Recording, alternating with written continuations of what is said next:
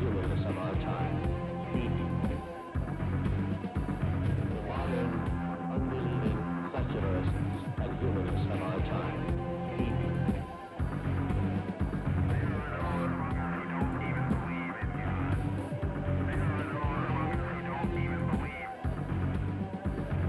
They believe that Christianity is the great danger to freedom and good government.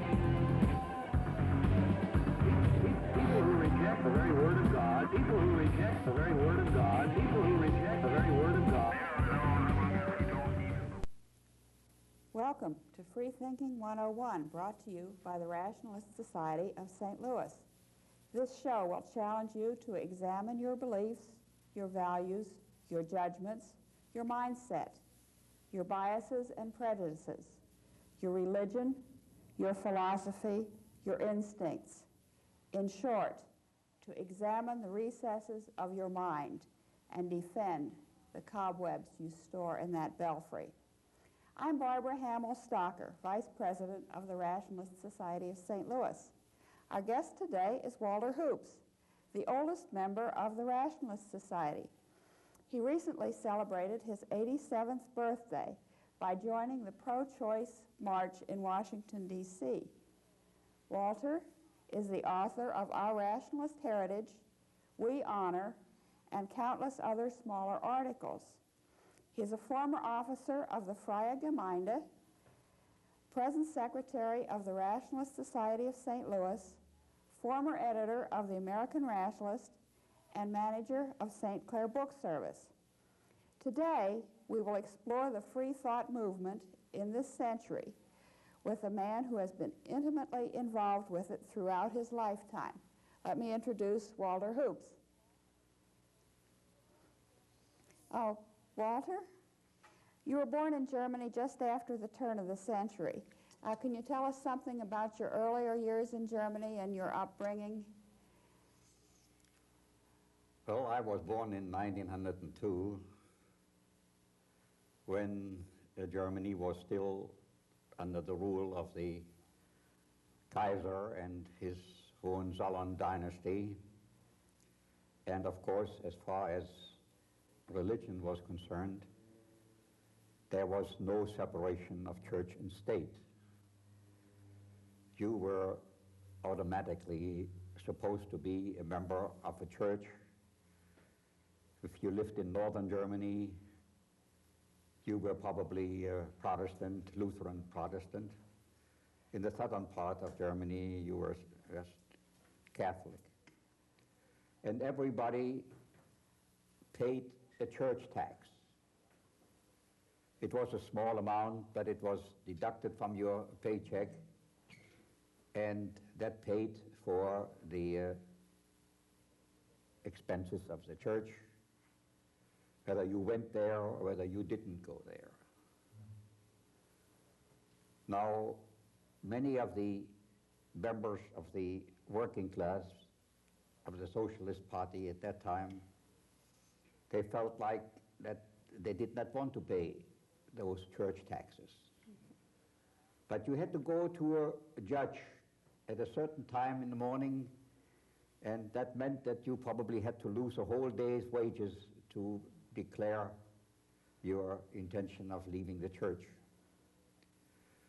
So the Socialist Party, when they had their big meetings like 1st of May, they hired accountants or people that were legally allowed to take signatures from people to leave the church in all the four corners of the meeting hall. And so thousands of people left the church by using this means without losing a day's pay.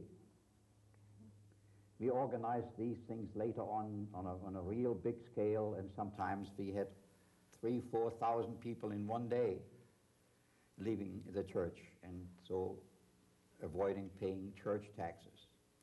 This system is still in existence in Germany today, and it was in existence under Hitler. They never changed that arrangement, that all the ministers and all the priests, they were, as a matter of fact, employees of the state and were expected to promote the interests of the state whenever election time came along. This is, even today, as I said, it's still in existence today, and when I was in Germany last year, I saw a headline in one of the daily papers which talked about the embarrassment of riches of the churches. They have so much money from all the people that never go to church, never bother. But they pay the tax. But they pay the taxes. And many of them don't want their bosses to know that they are really not interested to go to church, because that might cost them their job. So they rather pay whatever little amount it is every week, every month, and so that, of course, accumulates to a tremendous amount of money. And so this headline, as I said, called it an embarrassment of riches. They're using all kinds of ways of spending the money, and they have gone on a big scale into the found of children's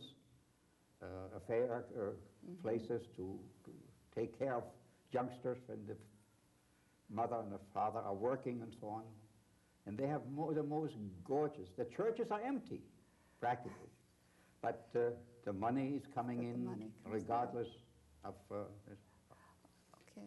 So about what percentage of the population actually declare themselves non-members of the church? You can do that just by saying, I don't want to be a member, and going through this procedure and signing out. Well, I would say between 5 and 10%, depending upon the places where you live.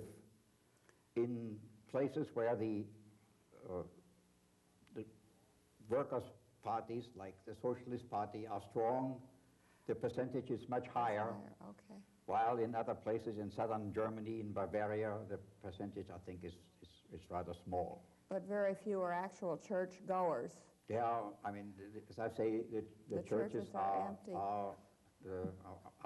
I mean, I went to some of them just to make sure. Just to make sure, okay. And it was just pitiful to see how few people actually went to church. Even my relatives who are paying the church tax and do all the things that an ordinary citizen is supposed to do, they never, in all the time that I was there, never once even had any desire to go to church.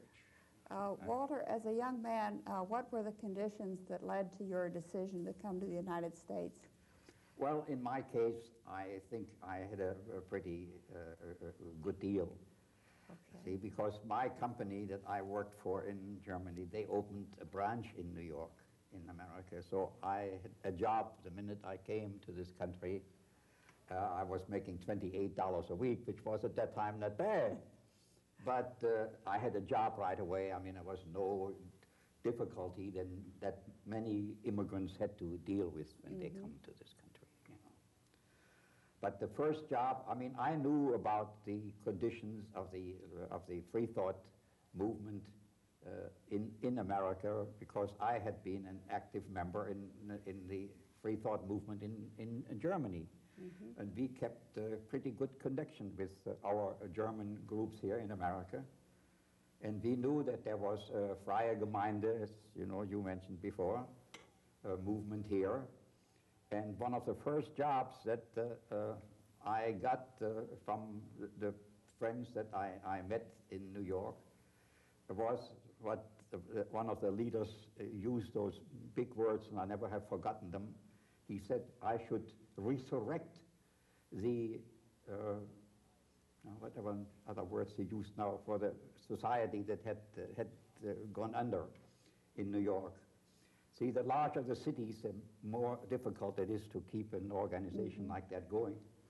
But we managed. We managed to get a group together again, and the Freie Gemeinde was from then on really an active organization again. Okay. And when I came to St. Louis here, we had Freie Gemeinde here. Uh-huh. And it used to be one of the strongest German organizations that existed. And they have a beautiful home, had a beautiful home on 19th and Dodier, which is still in existence and worthwhile looking at sometime whenever you're in the neighborhood. And, but all the original founders, they had died, and the new immigrants that came from Germany in those days, they were not much interested in joining a Freie Gemeinde or any organization like that.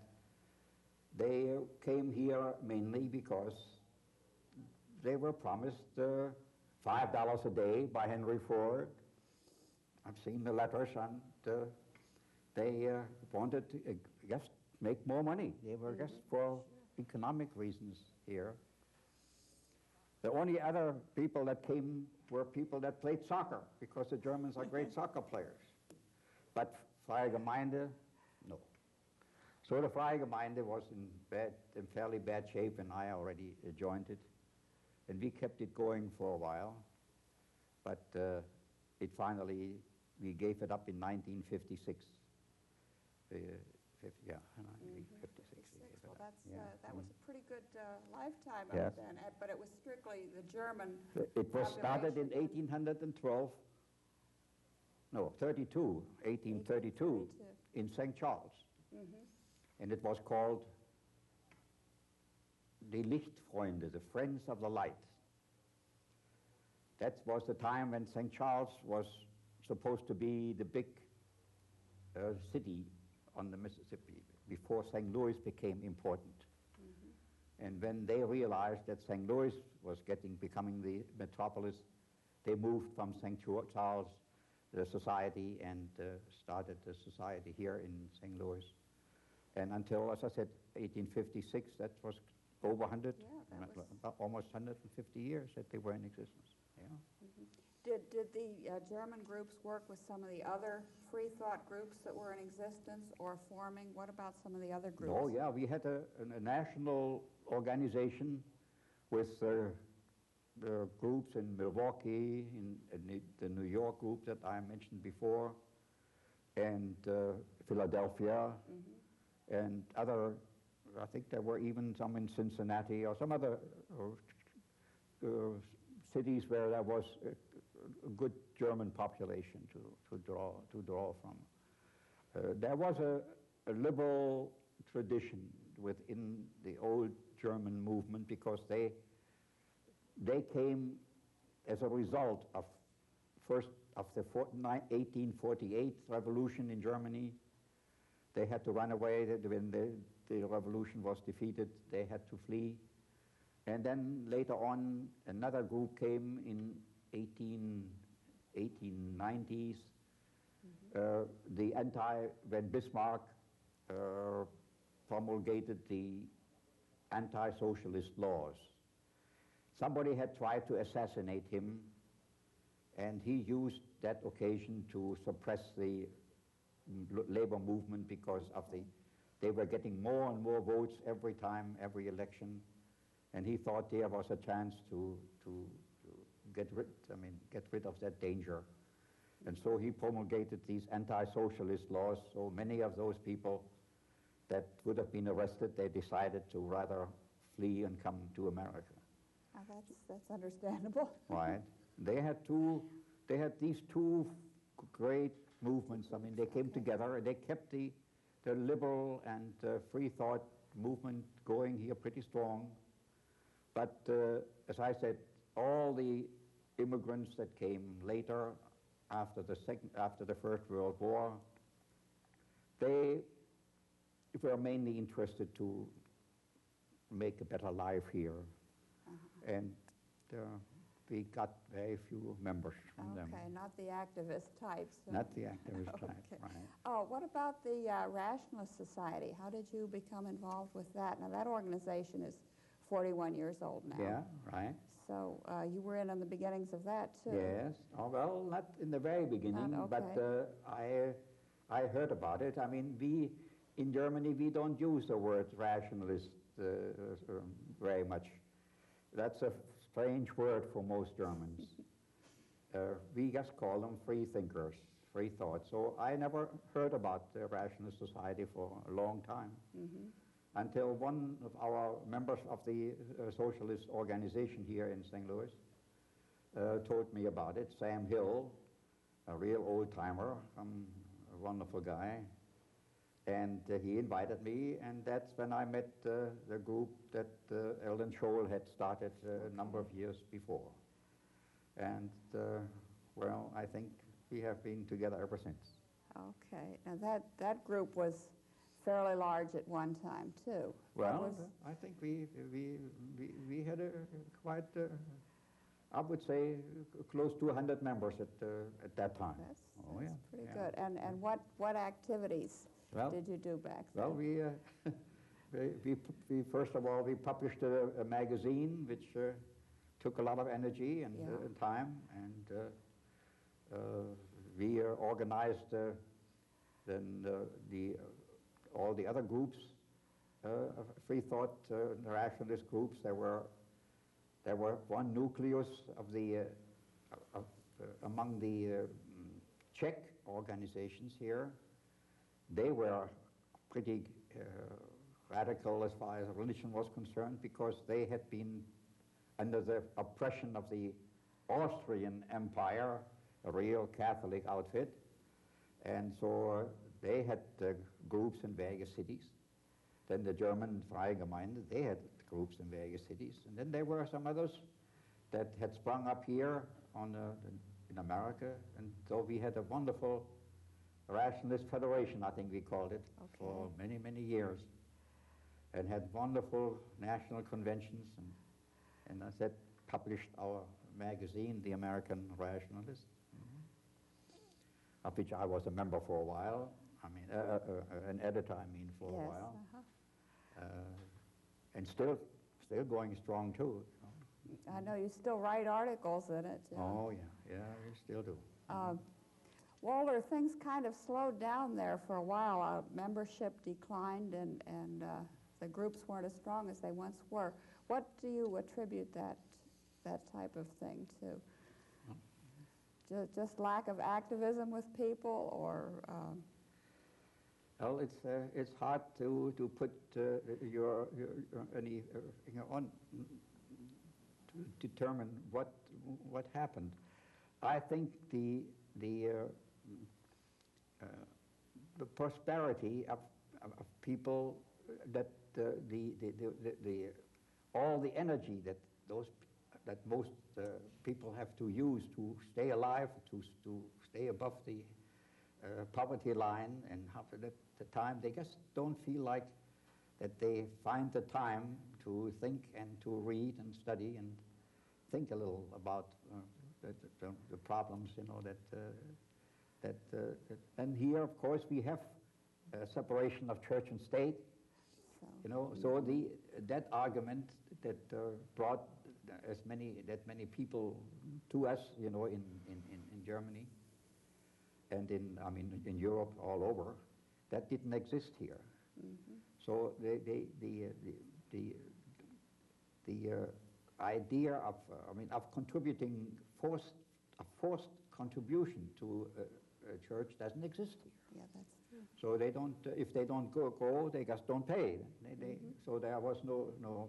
That was as I mentioned before. That was for us one of the great campaigns that we had to make people feel that not only did they do something that they should have done long ago, but they saved money at the same time.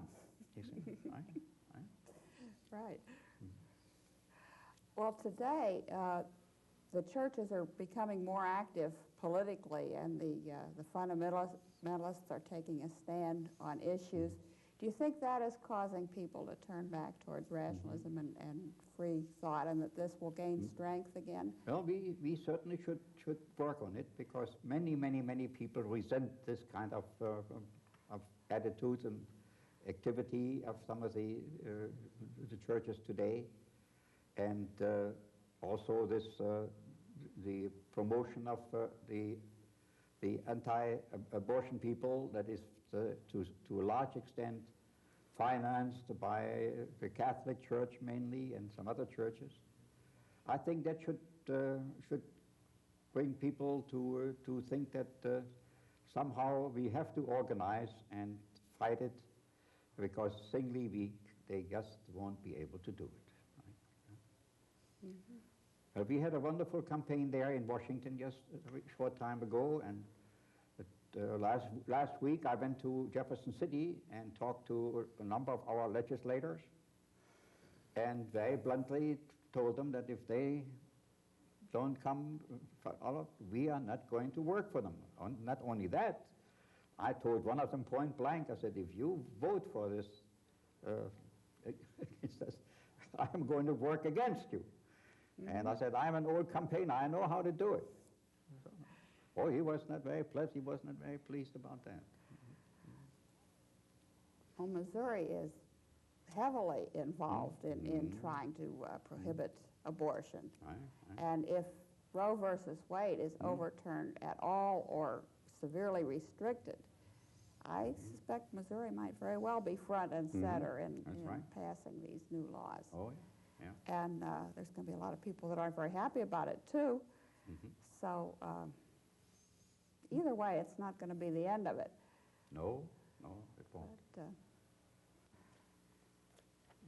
what more can organizations do like ours do? What do you think should be the goal of these organizations? Well, I think we're making a good beginning here. I think if we can work out a few programs of this kind and interview some people and get their opinions and maybe show it on various channels, as apparently this effort is going to do, I think we should do all we can to work in this field. Walter, we really appreciate your being here today and talking with us and giving your ideas and the history. And we thank our audience for opening your minds to us and giving it some thought. We would like those people who are perhaps thinking of challenging their religions to give it some very serious thought. And if you need more information or would like to comment on the Rationalist Society, we will give you our address. It's the Rationalist Society of St. Louis, Box 2931, St. Louis, Missouri, 63, it's on the screen, I don't remember it.